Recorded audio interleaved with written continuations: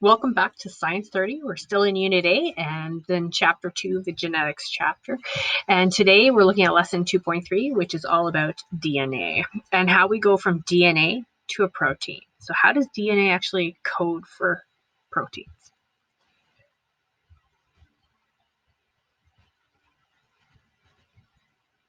So by the end of this lesson, you should be able to do these outcomes. Make sure you review them carefully.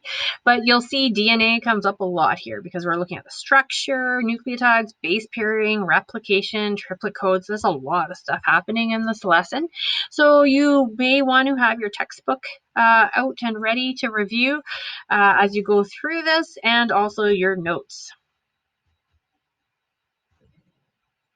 All right, this video is a nice overview of DNA. If you would like a little bit more than what you're getting, definitely watch that video.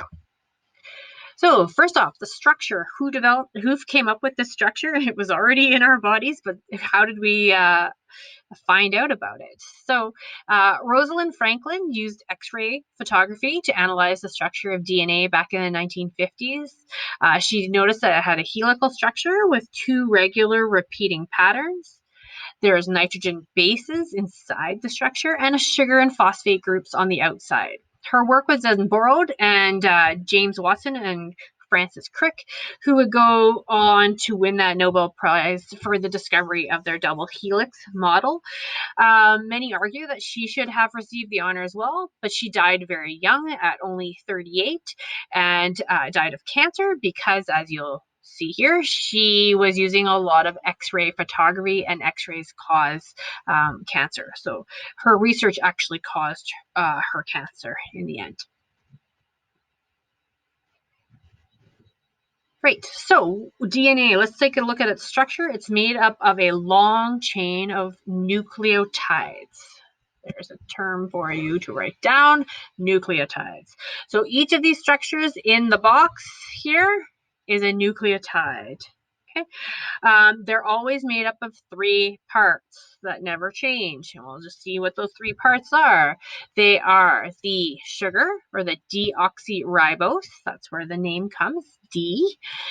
Deoxyribonucleic acid, DNA. All right, and then we've got the phosphate, and we have a nitrogen base, always. So along the outside here, you see it alternates between sugar, phosphate, sugar, phosphate. This is called a sugar phosphate backbone. And then inside we have these nitrogen bases, okay, that pair to other nitrogen bases on the other side. These nitrogen bases, there are 4 different types of nitrogen bases, and they're what makes up the code.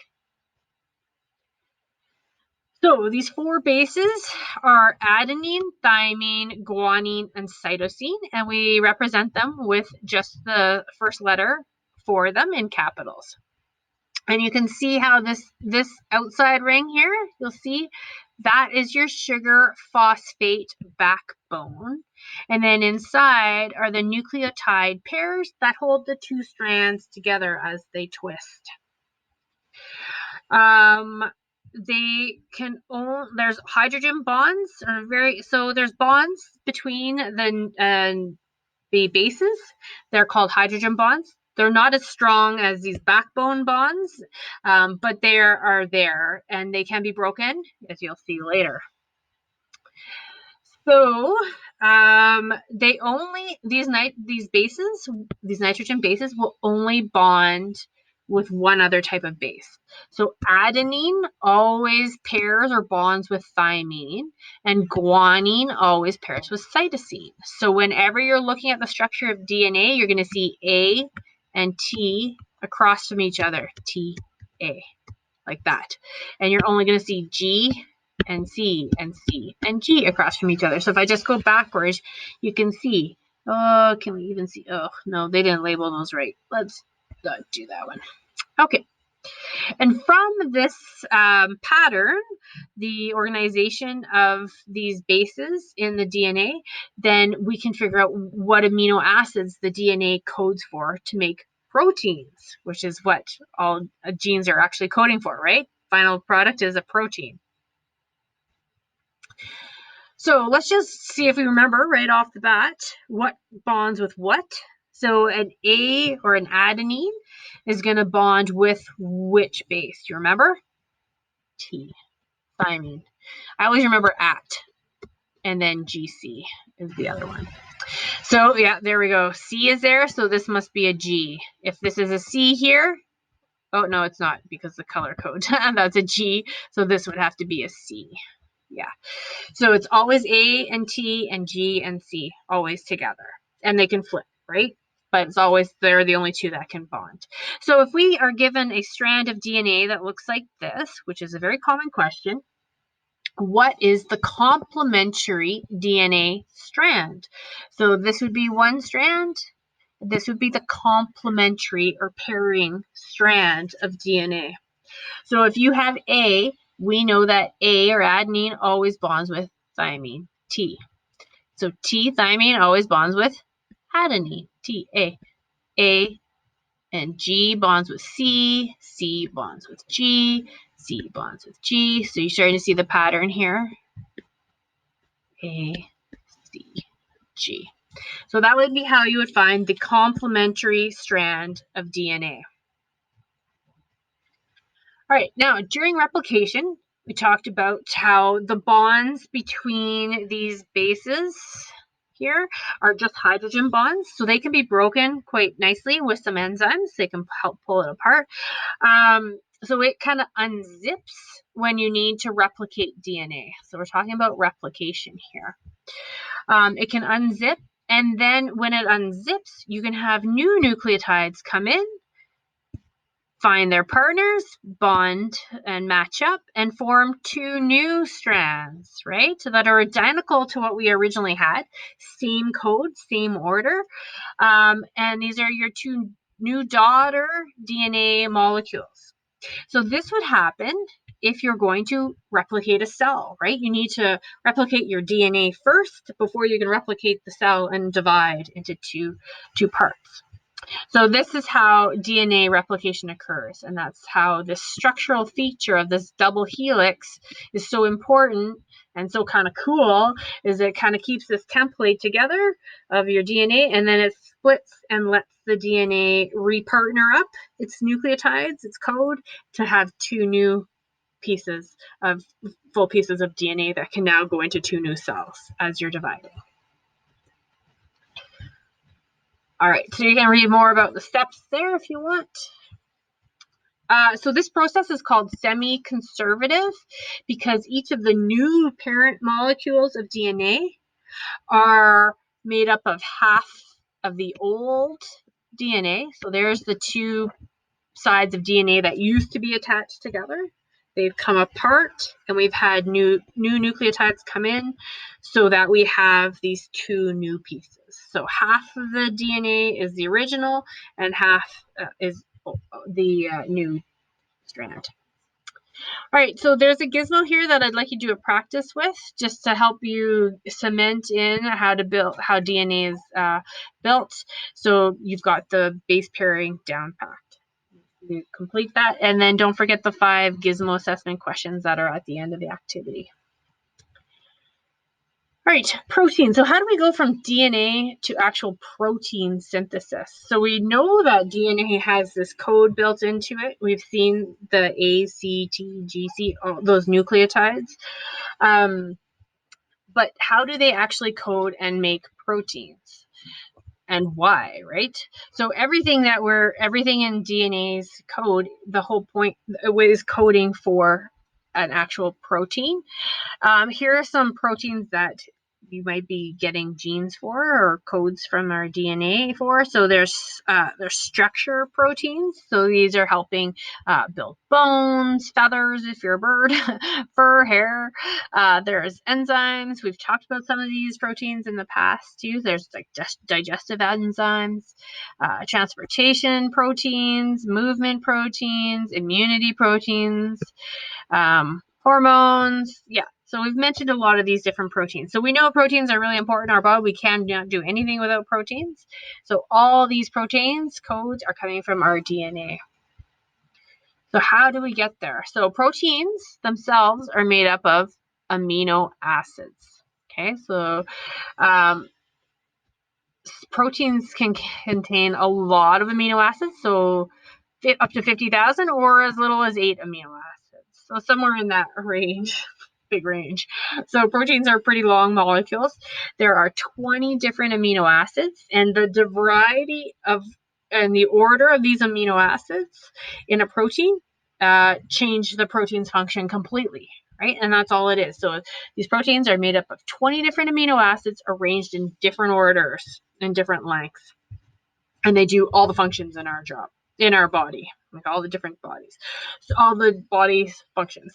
So how do we figure out a protein from our DNA sequence? Well, 3 DNA nucleotide base pairs provide the instructions for making 1 amino acid. So 3 nucleotide bases will give the instruction for which 1 amino acid you're going to put it down in order. So these 3 base pairs are referred to as the triplet code, the DNA triplet code. So let's just take an example. Now, this chart you'll see is from page 13 in your textbook. All right, I'm going to move my up here, page 13 in your textbook. And not your textbook, sorry, page 13 in your data booklet. This, for finally using your data booklet, you need this, all right? So if you haven't printed off your data booklet, now is the time to print off your data booklet. So let's take an example code. So if we have this 3 DNA triplet code, thymine, thymine, thymine, TTT, we're going to use our table in our data booklet. So we're going to look up the first base here. First base is a T. The second base in our code is another T. And then the third base in our code is another T. So let's see where these all align. So we're going here to here. So we know it's in this block area here. And then T going straight across gives us this code. I can't even read that here. Phenylleucanine. Oh yeah, there it is. Sorry. Phenylalanine. Phenylalanine is the amino acid that is this triplet codes for. Okay, let's try another one. AGT. A, there's our first one. G, so we're way over here. And then T, right here. Serine is our amino acid for that code. All right, CAT, cat. What does cat code for? C, A, so we're somewhere in here. And T, histidine. So that's your amino acid there. Okay, so let's put this together. So we know what a DNA triplet code, how it works to form an amino acid. There are also some codes that tell you when to start and stop. So you'll see, let's see, there's a start one.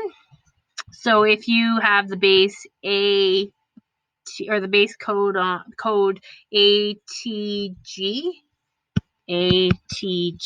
that is a start your protein building code. And you'll have stop ones as well. There's a stop one, TGA, stop. All right. So let's put them together. So what a set of amino acids does. So here's a sequence of DNA here, DNA strand, and we want to figure out what amino acids this codes for. All right, so first thing you do is break that sequence into triplets. So you're gonna go and count 3 nucleotides and break it up. 1, 2, 3, 1, 2, 3, and keep doing that to break it up into your codes, into your triplets. And there we go. Then you're gonna use your code chart here to do a little deciphering, a little detective work, and you're gonna use this to decode the amino acids. So ATG, whoa, I can't even see G down there. G is on the bottom. There's your start codon. Okay. ATG is coding for start. Let's look up ACT together. A, C is over here, and T. There we go. ACT. So 309. 309 is the amino acid for ACT. All right, test yourself with the rest of these triplets and make sure you get the same amino acid so that you're understanding how this chart works. Okay. There's a couple examples here, so just work through them, and if you're having any problems, make sure you get a hold of your instructor, me. All right, some resources that were used in this presentation. Thank you for those teachers for letting me use our resources. That is the end of the lesson.